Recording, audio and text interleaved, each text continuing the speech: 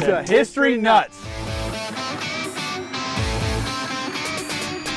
I'm Russ Carson Jr., the founder of Family Tree Nuts. At Family Tree Nuts, we build family trees for people, and we produce videos at historic locations and videos that help to honor your ancestors.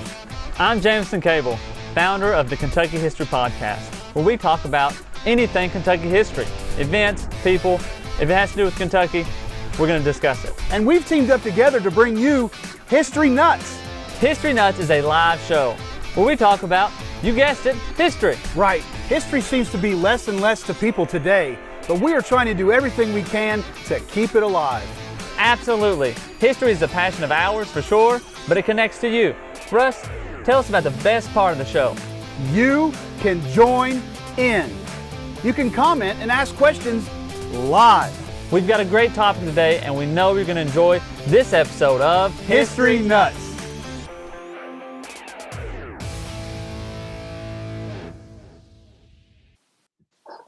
And we are live. We are live to the shores of TRIPOLI. What's up, Jameson?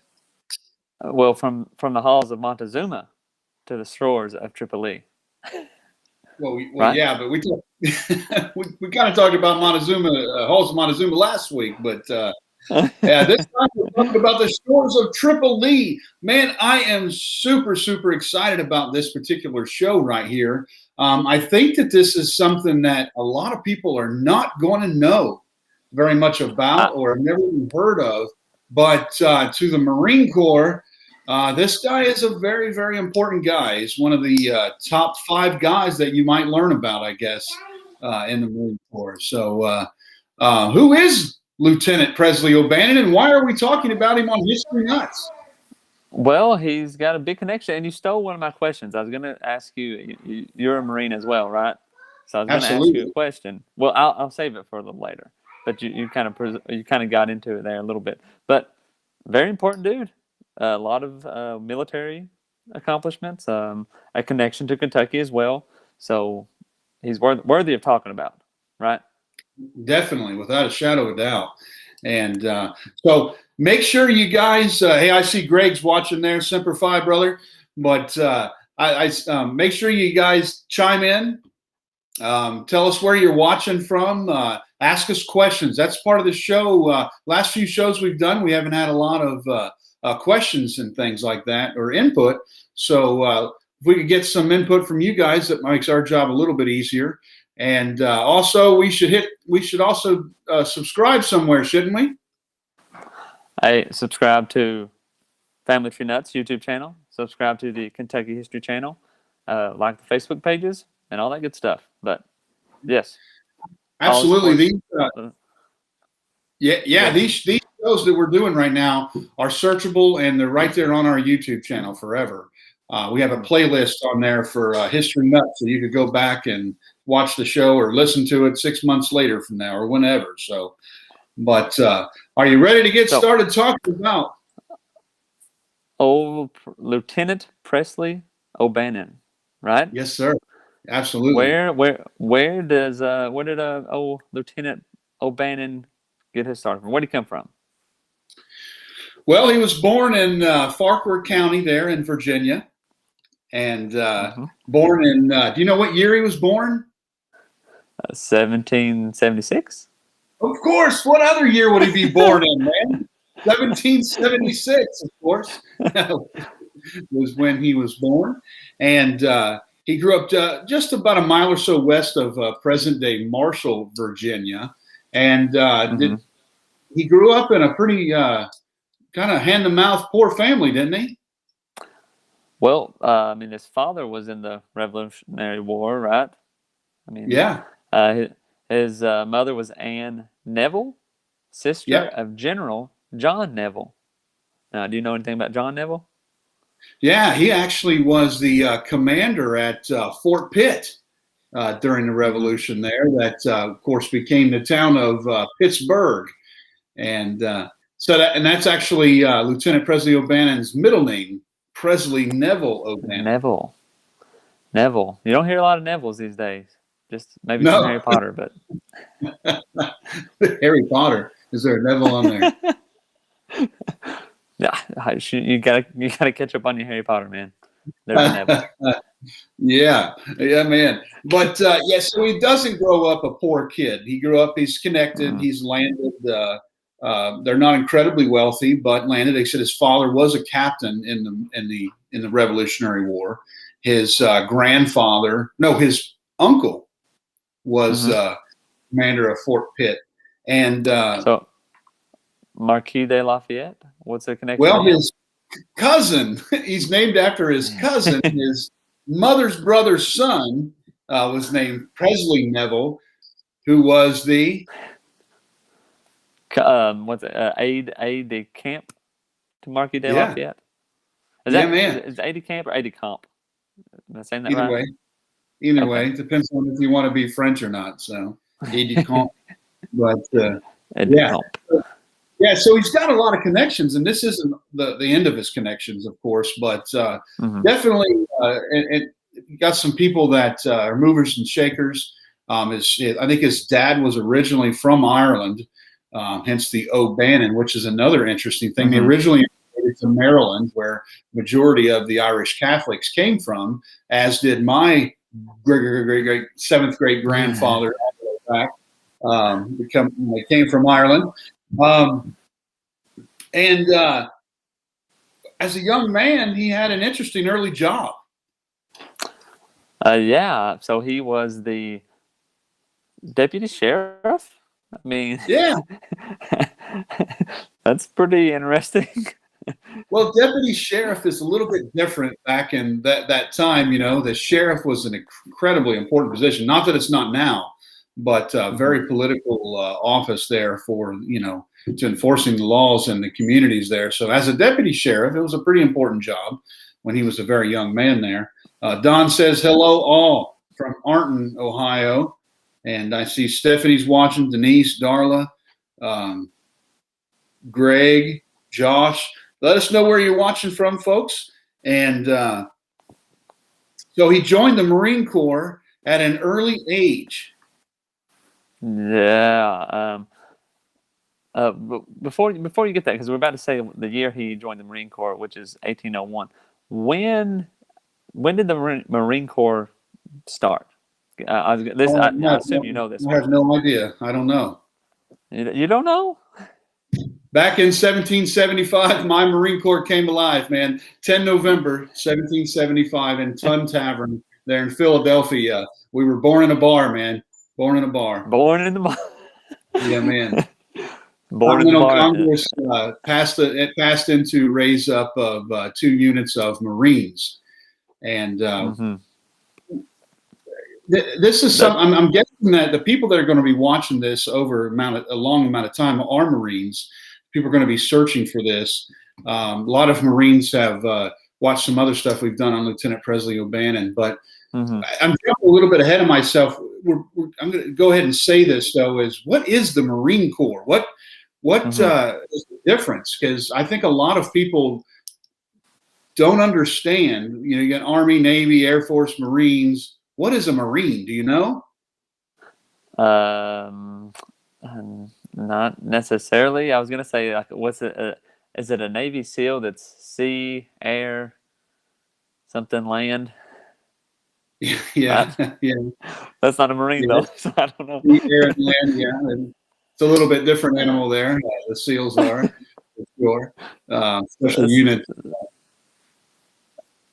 But the Marine, yeah. What's just go ahead. I'm not probably sounding foolish, so you go ahead.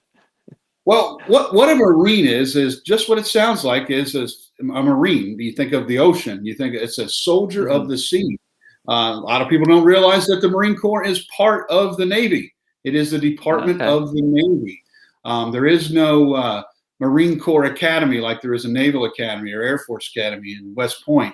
The Marines come out of the Naval Academy. They're very much part of the Navy. And the purpose of the Marine Corps traditionally was to be a shock force, the first in, kind of thing.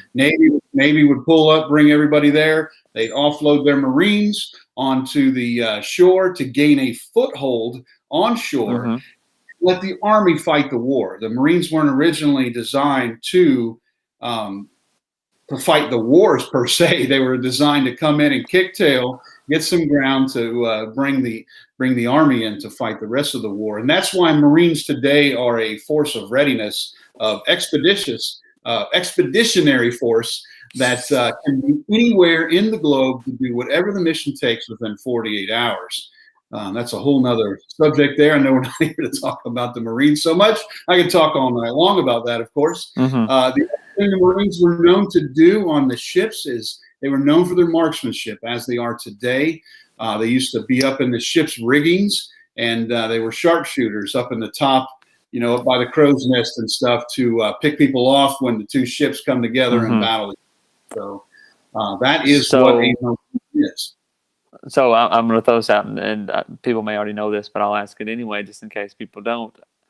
D-Day, or those Marines that invaded on the shores of Normandy? No? No, absolutely not. No. Yeah. That was the Army. The Marines were otherwise occupied in the Pacific Theater. Gotcha. Well, that would make more sense, because there was a lot of different islands that it was going to. So, okay. Right. We'd like to claim that one, but that was the Army. They did something right one time at least. But I'm just kidding. Got a lot of Army. Well, we got a little off topic, but we're on topic. A little off topic. Sure did there.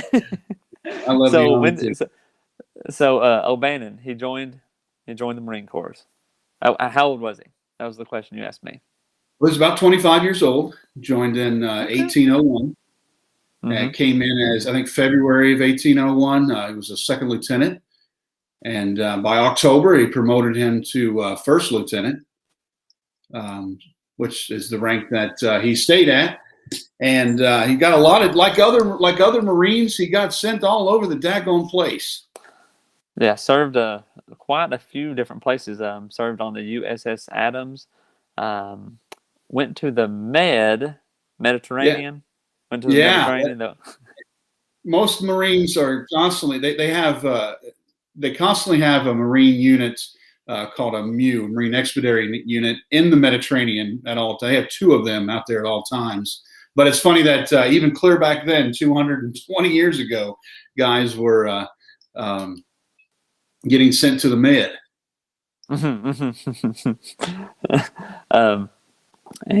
So we going all over the place. He also was assigned to the Marine barracks in Washington, D.C. in 1803. Yeah, when he came back. Go ahead. I was going to say, we talked about Zachary Taylor, who moved all over the country when he was in the Army. But it looks like O'Bannon here is really moving all over the sea, all over the ocean, everywhere. Yeah, man, the Navy and the Marines are known for traveling quite a bit, for sure. And he was stationed there in the Marine barracks. That's at 8th and I. Here's a little side note.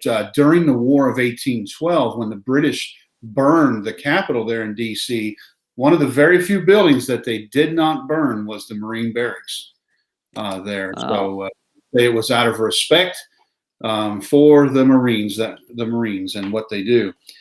In November of 1803, he was assigned to the Marine barracks. In 1804, he was assigned to the USS President, and he got sent away. Sent back to the Med again. They sent him back to the Med for his second tour out there on the Mediterranean. And then he was transferred again to the USS Constitution, the famous ship that many people know about, the USS Constitution. And finally, he was assigned to the USS Argus. There you go, USS Argus. Any idea of what that's named after? That one I don't know. No. We'll have to check that out. Yeah. So he commanded 7 Marines and 2 midshipmen under General William Eaton's army in the Durin. Well, General he's previously an Army general, but he was basically an emissary sent for negotiations. Eaton, and while they were out on the Med, they got sent on a pretty a pretty high-profile mission. They Mhm. first landed in Egypt, of course. Well, I'm getting ahead of myself too. The whole reason they're over there was because of the daggone Barbary Pirates. Who are the Barbary Pirates? Pirates. That's a good question. When I hear Barbary Pirates, I think of barbarians, or pirates. Are they coming together here, or what exactly? Well, yeah, it was. I think they came from the Barbary Coast, which is North Africa. I think it was the city-states of Morocco, Tunis, Tripoli, and there's one more of the city-states there on the Barbary Coast. Mm-hmm. But those city-states, their rulers sponsored piracy out on the Mediterranean. Mm-hmm. And were constantly seizing merchant ships, stealing their goods, and pressing their sailors into service, and also making slaves out of them and held for ransom. Most of the countries in Europe just got used to it. This went on for decades. They just kind of paid them off. Yeah, that definitely causes problems for, well, I guess if you want to call it nations or states that are actually trying to do goods and businesses. So that can be an issue. I mean, I don't want to necessarily say these Barbary pirates are like terrorists or anything, but I mean, that might be a good way to say they were kind of terrorizing the sea. Absolutely they were, kind of thing. Stealing that and basically a nuisance. And it was just easier to just pay these guys and get on with it. I think France even had it as part of their annual budget to pay tribute to these guys. France is always, they're not known for their aggression, I guess. But, anyway, no Thomas offense to our French viewers. Do what? I said, no offense to our French viewers. Yeah, absolutely. But I don't think we're going to find too many people that will disagree with us there. But Thomas Jefferson, before he was president, was sent as an emissary to London to meet with a representative of of the Barbary Coast, and said, "Hey," he told him, "Hey, man, why don't you stop attacking our ships?" And lay off us, man. Lay off us, brother. Come on, dude. Yeah. And they said, "Okay, man, we'll leave the Americans alone," didn't they? No, it didn't work that easy. It was not that easy. Yeah, their reply was, his reply was, "It is in the Quran to steal from the infidel and to kill the infidel and to make the infidel their slaves." So that was pretty cut and dry. Yeah, that didn't go over too well. There's still some people that believe this, and we're still having this issue at times, aren't we? Very much so. Yeah. So shortly thereafter, Thomas Jefferson becomes president, and he petitions Congress and says, "Hey, we've got to do something about these pirates. This is costing us Americans' lives." And I know at this point in time, some guys had been in slavery for over a decade to the Barbary Pirates, really Americans. I mean, think about that. I mean, and I've read one time that there was more Europeans that were pressed into slavery from the Barbary Pirates than there were African slaves that entered into the United States. Wow. So put that into perspective. Now, people don't realize that there was only, and I'm ignorant. This is not an exact number here. I can't remember. It's like 4 million or 40. I don't even want to pretend to know, but it's a very small amount of the slaves that actually entered into the United States. But I'm getting off topic there again. But basically, Thomas Jefferson petitioned Congress, and they rose up a few ships to go on the mission to stamp out the Barbary Pirates. And O'Bannon is selected to take part in the special mission. And this kind of makes him famous. I mean, this is what he's known for. This is the big deal. It is. It is. They originally land in Egypt. They're at Alexandria, and previous General Eaton actually raises a U.S. flag over foreign soil. He's the first person to raise a U.S. flag over foreign soil. But it wasn't wartime. So they take a trip up the Nile River, which would be really cool.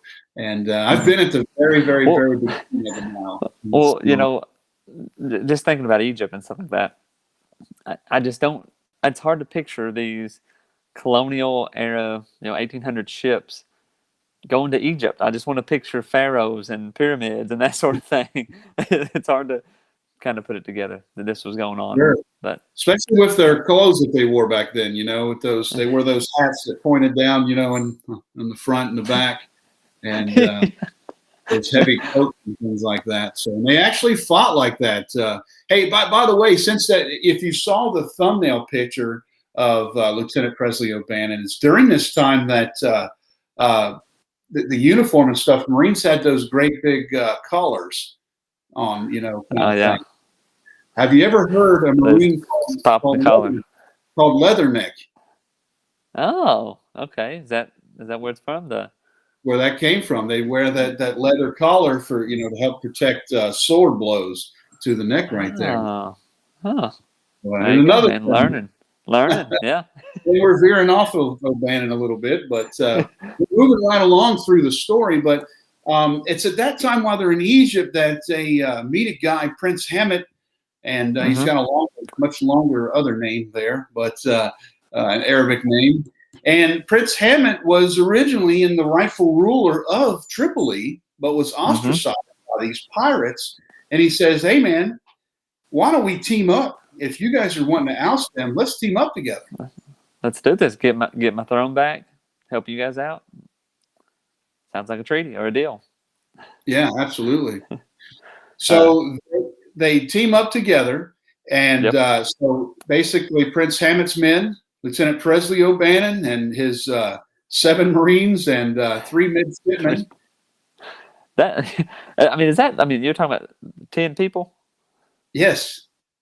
Wow, that's quite amazing. But we're tracking across the desert. I mean, that's amazing in its own. But we're talking about 600 miles across the desert. Yeah. Well, and they also teamed up with about 500 mercenaries of Arabic and Greek mercenaries that were hired. Okay. You don't forget those guys. Yeah, that makes it a little bit more doable, right? Right.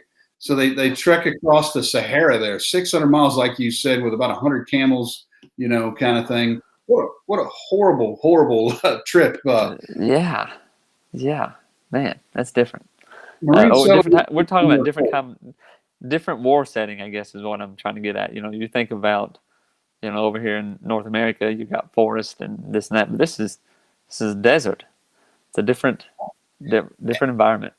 And this is a wild time. This is a time, and I'd be willing to say that if you polled 100 Americans, how many of them would know about the Barbary Pirates War? And if they're not a Marine, chances are they probably do not know that what that is. Yeah. Then between the Revolutionary War and the War of 1812, America's in its infancy and trying to spread its wings. And right from the beginning, we didn't negotiate with terrorists. We want to go out there and cut the snake of the head off, or the head of the snake off there. Yeah. And so they get to on the way they arrive at Derna. Am I saying that correctly? Derna. Yeah, at Derna. And before we go any further, why don't we break there? Okay. We'll take a quick commercial because we're more than halfway through the story there of Lieutenant Presley O'Bannon. Now, bear with us, folks. This is an 11-minute video. This was filmed yesterday. I'm actually at the grave of Lieutenant Presley O'Bannon, and there are some other things that are around there. And so some of this stuff will be a spoiler for the rest of what we're going to talk about tonight, but I don't talk a whole lot about him. But I want you to see where he is and some other things that are around there. So stay with us. Video. Yeah. And it looks like we are live. Hey, from the halls of Montezuma to the shores of Tripoli. I know you know that song. Hey, everybody, this is Colonel Carson with Family Tree Nuts. And I'm at the graveside of a famous American, a famous Kentuckian, and a very famous Marine.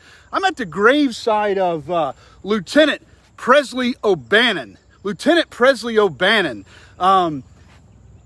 The reason why this video is a little bit different than what we normally do at Family Tree Nuts, I'm not going to tell you a ton about Lieutenant Presley O'Bannon today. This is a preview of tomorrow night's show.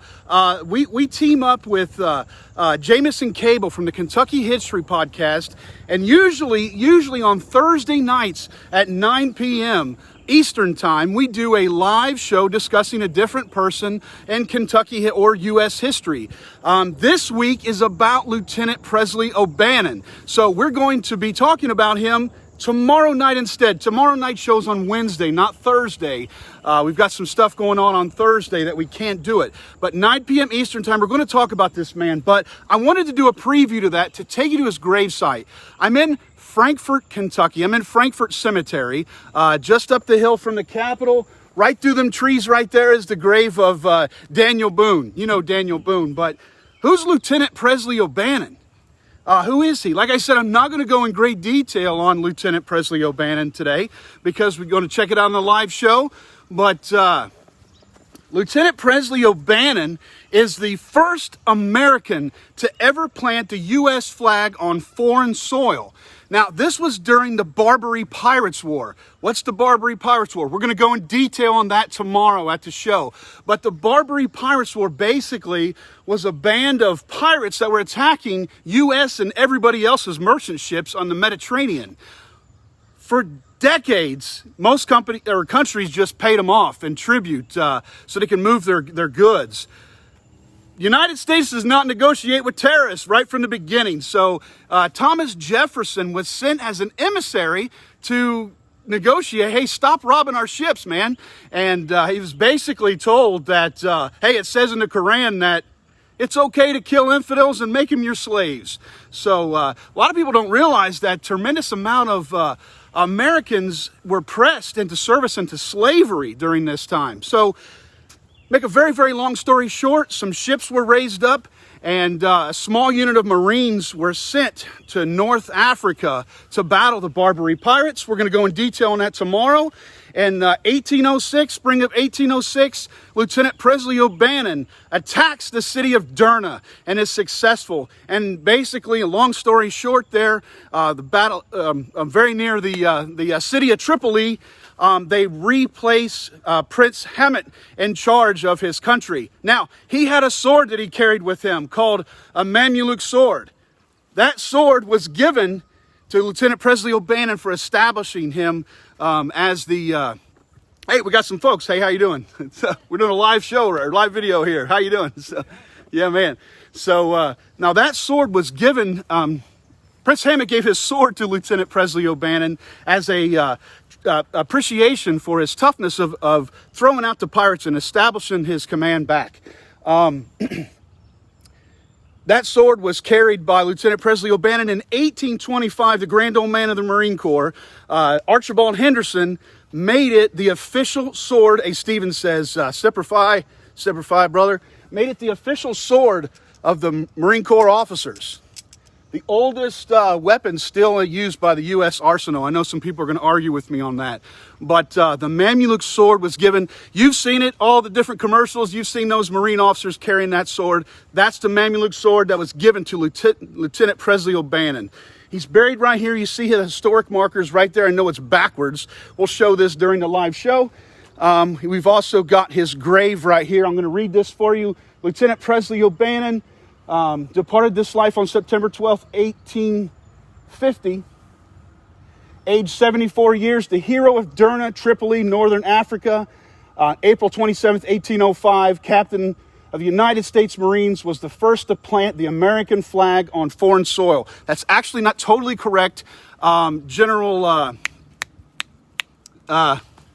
prior general that was with them, Eaton, actually planted the flag over Egypt. But right before this, in this same campaign, but that was not during wartime. So major person in American history, major person to all Marines. But we're actually at Kentucky State Mound, and I wanted to show you what this is real quick. And I'm going to go real fast through this because this is not the video. Good morning from Alabama, Alice says. I see you there. It was founded here in 1847. Now, that was right during the Spanish-American War. If you saw our show about Zachary Taylor, you know that Zachary Taylor was a hero of the Mexican-American War. And there's several people that are buried here. We've got Philip Barber, who actually died in 1847, I think in the Battle of Monterey. And I'm going to run up here real quick. You see the monument that's behind me right there. I just want you to see what's here. We'll come back and do a much better video at this place. Lieutenant Presley O'Bannon's grave is right here. We're going to head up here. And you know, this monument here was erected in 1850. But the purpose of this was the Kentucky State Mound was to be a resting place of prominent Kentuckians that either died or were major people in service to their country. Somebody of note, right over my shoulder here, Henry Clay Jr. Henry Clay Jr. is buried right there. Died there at the Battle of Buena Vista. Gary Fry, C.N. Cardwell. A lot of these guys, W.R. McGee, died at that Battle of Buena Vista there, where we know Zachary Taylor led the men there. Colonel Hardin, his name's right there on the side. There's many other headstones that surround it, but it's flanked by some major headstones that are there. W.T. Willis, C.M. Vaughn. But I wanted to take you back here too. Like I said, this is not the story, but since we're here, you might as well check it out. Right here is the gravesite of Theodore O'Hara. If you don't know who Theodore O'Hara is, well, that's the monument there. His gravesite is right here. He is the author of that famous poem, The Bivouac of the Dead. He's buried there too. Then we've got different plaques and such that are around here talking about Kentuckians' involvements in all the different American wars. A lot of names are listed on there and such too. Wanted to take you back here. One more quick thing. I'm going to run. It's hot. I'm not that out of shape, but when you're talking fast and out here in this heat and moving at the same time, wanted to take you to the grave of this guy because we've talked about him before. Richard Mentor Johnson. Richard Mentor Johnson, which was President Martin Van Buren's vice president. His grave is right here. He was a Kentucky politician. Many say that he killed Tecumseh. He's one of the people that's reported to have killed Tecumseh. We know that William Whitley, his family would have something to say about that, but notice that statue right there. Man on a horse shooting a Native American warrior, but he's missing his head. Don't know the story on that. Before we come back and do a full video, we're going to find out the story there. His gravesite is right here as well. So here we are at this the place here in Frankfort Cemetery that honors tremendous amount of prominent Kentucky war veterans, especially from mid-19th century, mid-1800s. Oh, I forgot to talk about the monument back there. It does have many prominent people that died at battles leading up to that time period right there. Battle of Blue Licks is on there. I'm going to walk up close so you can see it. All right, I'm hurrying. You even see Estill's defeat is on there as well. I've got some photographs I'll post so you'll be able to see that. But Colonel John Todd, people that died in these famous battles in Kentucky history, and Battle of Little Bighorn's on here. Indian Wars and such like that is on there as well. Like I said, this is not the video. This is not the video. I wanted to just be able to take you to Lieutenant Presley O'Bannon's grave because tomorrow at 9 p.m. Eastern, myself and Jameson Cable of the Kentucky History Podcast are going to be doing our live show where we will go into the great detail about this famous Marine, Lieutenant Presley O'Bannon. Oh, what's his connection to Kentucky? born in Virginia. After the war, he moves to Kentucky, inherited some land, moved to Logan County, became a politician, was a state representative, actually moved into Spencer County, I think. No, Shelby County, I think, out here. And where he eventually passed away, and of course, and he's buried here. Huge American during his time. I mean, this would have been an absolute rock star.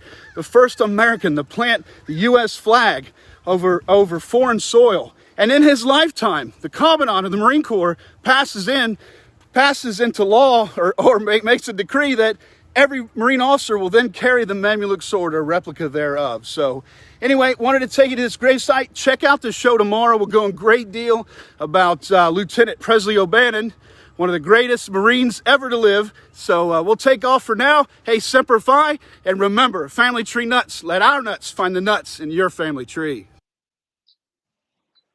And we're back. We're back. That was a little bit long there, wasn't it? Hey, I appreciate the information, but I also appreciate the hustle. Yes, sir. Yeah, you got to hustle because it gets boring if you're just walking and talking, you know. So yeah, well, and it was hot that day. It was very hot. So. Yeah, absolutely, man. Absolutely, for sure. So yeah, you can see there. That's where Lieutenant Presley O'Bannon is buried, right there. When I moved here, I could not believe. I was looking at. I actually saw the historic marker with the big eagle globe and anchor, the Marine emblem there on it. I'm like, what is this? And what the heck? Lieutenant Presley O'Bannon is buried in Frankfurt? What the heck for? You know, kind of thing. So when I found that about 20 years ago. So it's one of those cool little things that people in Kentucky should be pretty proud of, that he's there. Yeah. Yeah, I didn't know nothing about him until you brought him up as well, and then finding out that he had a pretty legit connection to Kentucky, which we'll get into a little bit later. Right now, got a couple comments there too. Brian Taylor said Semper Fi, brother, and Don said great video. Greg says the original sword has been lost for 2 centuries. We're not there yet, Greg. Hang on, brother. We're going to get to that kind of thing. So. Greg Hayden says Semper Fi is 20 miles from Camp Lejeune. Spent about 5 years of my life there. And Semper Fi, man. Alex says that he's watching from Independence, Kentucky, Kenton County. Would love to see a video on George Rogers Clark and his men traveling throughout Ohio River Valley and possibly the Little Miami watershed. We definitely plan on doing some videos on that this summer. And Betty says she's watching from Michigan. So good deal. Yeah, sounds good. Thanks. Thank you, everybody, for watching. So O'Bannon is tracking through the desert 600 miles, right? Yeah. 600 miles to Derna. And what happens next? Well, they send them. They say, hey, we're going to give you a chance for peace, and ask them if they would like to go ahead and surrender. And they had an interesting comeback. The reply was quite telling. My head or yours? My head or yours. I thought that was a pretty good reply. Pretty simple. Didn't mince words very much. Yeah. It was my head or yours. So O'Bannon. April 27th, 1805 began the siege there on Derna. And the attack. Huh? I say he leads the attack, which is leads the attack there. Notice this is the shores of TRIPOLI. So if people hear that song from the halls of Montezuma to the shores of TRIPOLI, the Marines hymn.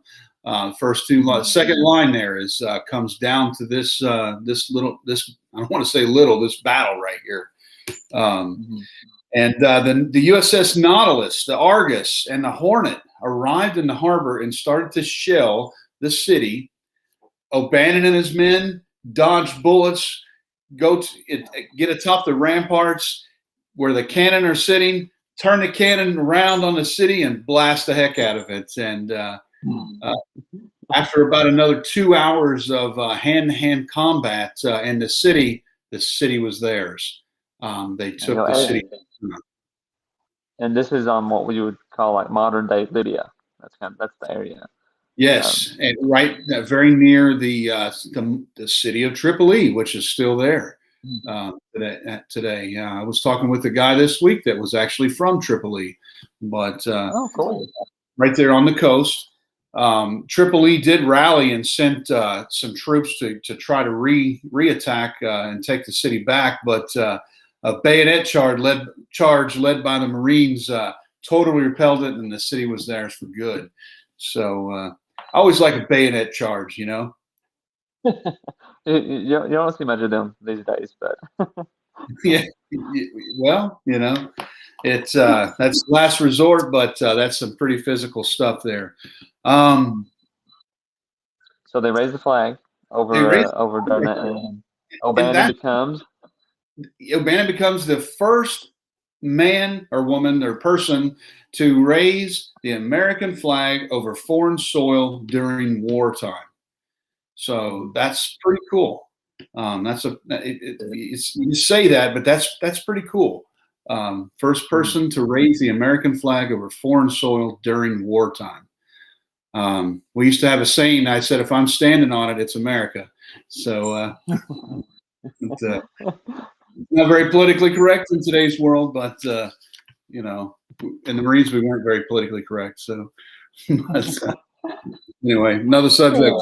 So the story of the events here is, you know, I said been sung about for many years in the you know, Marines and elsewhere, but they made songs, you know, about it. It was such a big deal. They stayed in the story of that stayed around for a few generations. They would sing about the heroic deeds that happened that day.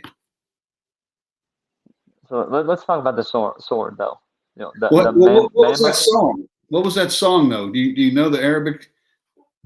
I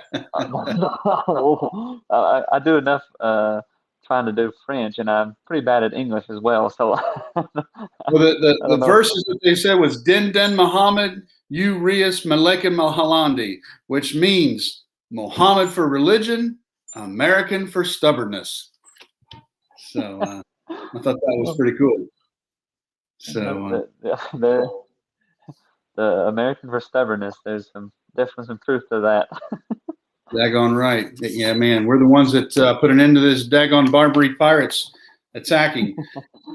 So yeah, the sword. Prince Hamid, right? Hamid Karamanli. Yeah, sure. I've always known him as Prince Hamid. He was restored to as the ruler of Tripoli, and he was so grateful that of O'Bannon and the troops that he presented O'Bannon with his jeweled Mameluke sword. Mameluke sword, yes. His own personal sword that he had carried there while he was in Egypt. And that sword, the Mameluke swords had been used by the Mameluke warriors from about the 1200s through the 1500s and then beyond. But it's a little different. It had, you know, that Arab curve, you know, to it. You might think of a little sickle to it, the original one. But he gave his sword to O'Bannon, so that's quite a he's a pretty happy guy. Yeah, that's a pretty nice gesture for sure. O'Bannon is a hero. He comes back to Philly, gets a big welcome, given a golden saddle and a white satin embroidered cover for his Arabian horse that he brought back. So that's pretty cool. Brought back his own horse, yeah, man. And the city of Virginia gave him another Mameluke sword that has a label on there with Lieutenant Presley O'Bannon standing there with the sword in one hand and the American flag in the other on there. And they say that those were lost. The golden saddle, the satin cover, his original sword were lost to time, kind of thing. So that's a bummer. So Lieutenant Presley O'Bannon, he gets out of the Marines there in 1807, and he married a lady. I forget his wife's name, but he married a lady. But her father was an American general and fought at the Battle of Cowpens, and actually. When he died, he gave a bunch of land that he had in Kentucky to Lieutenant Presley O'Bannon and his wife. So they moved. Bringing them to Kentucky. Yeah, man. Better. Moved them to Logan County, Kentucky, where they lived out there in Russellville. His house is still there. You can visit his house there. And he got into a certain kind of business. Real estate, man. Selling that land. Became a real estate agent, and yeah, man, making his money kind of like, hey, man, real estate is where it's at in a lot of cases. But then he became a politician. A good old politician. Yep. So he served at the Kentucky State Legislature, 1812, 1817, 1820 to 21, and then in the state Senate from 24 to 26. So a pretty substantial military career as well.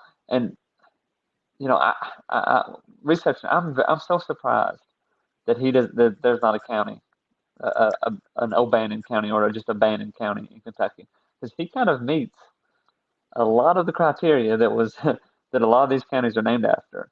So and for his notoriety, pretty popular dude, I would assume, especially for his victories there, and to have the sword and all this stuff. It seemed like, why wasn't he given a county name? But I guess and he's a politician. I mean, come on, he meets all the criteria. So yeah, I'm not sure. I guess at the time they were naming things and stuff. They shortly there after his being a politician, we entered into the Mexican-American War there, and a lot of counties were made, from people there. But while he's serving as legislature in Kentucky, and this is one of the things he's most known for in the Marine Corps for sure, and something that exists to this day. In 1825, the Commandant Archibald Henderson, the grand old man of the Marine Corps for his long service to the Marine Corps, makes it to where all Marine Corps officers carry a Manulife sword or a replica of that. I've got one back here with me right here. You see that Manulife has the pearl handles, just with the acorns, hilts there. It doesn't have the original curvature of the original Manulife sword, but this is the one when you see the Marine commercials or you see a Marine around, this is the sword that they carry to this day, the Manulife sword. So that's a pretty big legacy right there from a man to carry of that battle that basically gave the Marines a real name for themselves. And the Marines have constantly had to prove that there was a reason for their existence. And these are battles or wars that we get into. So definitely something to be proud of there. I agree. Very cool. Well, that brings me to my connection or my question for you, Russ. I mean, how big is your connection, or do you feel a big connection to this guy? I mean, is he high up on the list of military, I guess, former military people, being a Marine? How's your connection to that? Well, or to him? Marines are tremendously huge into history, kind of thing. It's a huge part of even a boot camp for your Marine is your Marine Corps history. The Marine Corps is kind of like a cult. It's really, kind of thing. It's a really, really small organization. And you really do, if you stay in long enough, you start running into people you already know. So it's a real small organization, but they're tremendously big on their history. And Lieutenant Presley O'Bannon, like I said, is one of those top 5 guys that you hear about and know about. That was a hero, and right there from the beginning. Yeah, absolutely. Very important person to the Marines, which is why I wanted to do this story right there, even though that a lot of people that don't know anything about the Marine Corps would have known anything about Lieutenant Presley O'Bannon. So, yeah. Well, so back to the story. His wife Matilda, and we're 1832, suffered from mental illness, and eventually they got divorced. Didn't you tell me that all wives suffer from mental illness. Isn't that what you said before we got on there? Wasn't that you? No, that must have been Jordan. That wasn't me. Oh yeah, yeah. He can't defend himself right now, so it's got to be. It was him, I think. We better watch what we're saying there for sure. No, we do not think all wives suffer from mental illness. Could be the other way around, I'm sure. So, yeah, so bad enough he divorces his wife, which is an odd, not a very common thing, during that time. He ends up moving Pleasureville there. It's in the border of Henry County and Spencer County, not too very far from Frankfort there. You mean Henry County is Shelby County? Yep, that's where he eventually moved to. Yeah, and that's where he dies at the age of 74, which is pretty good, long life. He's buried in. Was he moved to the Frankfort Cemetery? Yeah, he was buried right there in 1850, and there in 1919, they exhumed him and moved him to the current spot that I showed you there. That's a circular around that monument right there, and on the other side, directly 6 o'clock from Lieutenant Presley O'Bannon is Vice President Richard Johnson there over there, and there's several other prominent people that are buried around there. So he's given a spot of great importance right there too. Yeah. 3 Navy ships have been named after him, but the most interesting thing, the officers' basic school in Quantico, Virginia, is named after him. That's Quantico. Quantico. Oh, that's the show, right? Yeah. Where do you think that comes from? There you go. Makes sense now. Yeah, that's where the officers' basic training is there in Quantico. So, which it's just so surprising that little is named after him. He seems like a very, important dude, especially the beginnings of the Marines. He has this big notable battle, but there's just not a lot. Do you think it's the O'Bannon part? Do you think it might be because he's Irish or just? It could be, could be a little bit of that. But, a lot of it, I think, was the fact that this was a battle that was on foreign soil, and the Marines were so small and such to begin with, kind of thing. So a lot of people don't realize the Marine Corps would only been a few hundred people probably during this time, the entire Marine Corps kind of thing. So even today, there's only, I think right now, the strength's about 150,000 in comparison to almost like 2.7 million in the Army when you consider the reserves and the National Guard and all that kind of thing. So the Marine Corps is a very, very small unit. That's why, like I said, we're a cult. So, yeah, man, important guy and an important Kentuckian for sure, and definitely a Kentuckian that we should claim. Yeah, I would think that most Kentuckians are not going to know who he is, and then not make the connection about how important he was to the Marines and the battles he fought in, and even being a legislature and those things as well. Whenever I first saw Lieutenant O'Bannon, I thought it was a lieutenant governor. The first time I think I saw his name, had no idea he had this much history. So very much worth the discussion. Absolutely, yeah, man. So. Thanks for letting us talk about him tonight. And who we got next week? Slugger, maybe.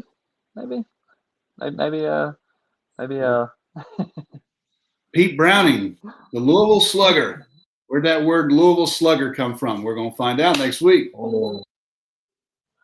Louisville. Yeah, man, absolutely. So. Well, I guess we'll sign off for now. If you don't have anything else to say about Lieutenant Presley O'Bannon. I'm good, man. I got him in. So I know over time, since this is going to be on our YouTube channel, we're going to have lots and lots of Marines that are going to, be looking for Lieutenant Presley O'Bannon and come across this video for years and years to come. Just wanted to make sure I tell you guys, hey, Semper Fi, carry on, Marines. And hey, remember, family tree nuts. Let our nuts find the nuts in your family tree. At Family Tree Nuts, we make professional, historic videos all over the country and currently have videos in 25 states and even a few international. Let's face it, nobody wants to read anymore. As a matter of fact, nobody wants to even watch long videos, which is why I'm going to keep this real quick. Moving into the future, how are we going to educate the public on all the historic treasures that are found in every community? We have found the answer. Short, entertaining, and to-the-point videos with lots of shots and views that are relevant to the subject. These videos are shared on social media and are the fastest and least expensive way to educate the community on the history of your area. We have experience working with historical organizations as well as city or county tourism departments and Chamber of Commerce's to produce these videos for their use. Our clients are provided with copies of any video produced as well as online links to the videos that they can easily add to their websites. Let us document and produce videos of just a few or all the historic sites in your area. You will find our rates extremely affordable and well below the industry standard for media production. We are passionate about preserving and documenting as many historical sites as we can, and we would love to work with you. For more information, contact me directly at russ@familytreenuts.org or my personal phone at 859-314-1976. And remember, Family Tree Nuts, let our nuts find the nuts in your family tree.